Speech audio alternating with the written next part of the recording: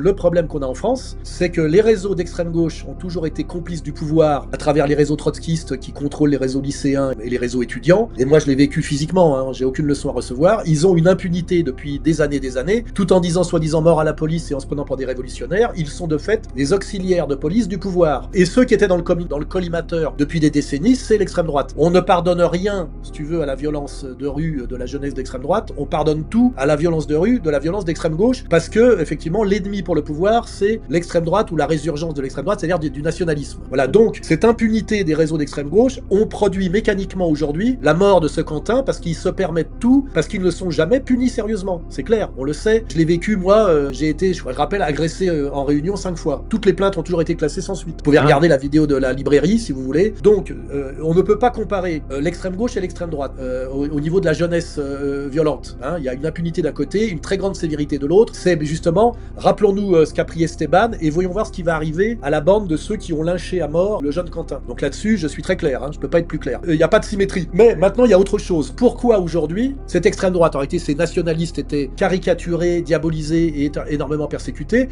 Pourquoi aujourd'hui, on assiste par exemple au phénomène Némésis, avec derrière toute des Golnadel aujourd'hui qui marchent à fond derrière? C'est parce qu'en réalité, il y a eu un changement d'alliance, un basculement à 180 degrés, qui est entièrement piloté. La boussole, c'est Israël.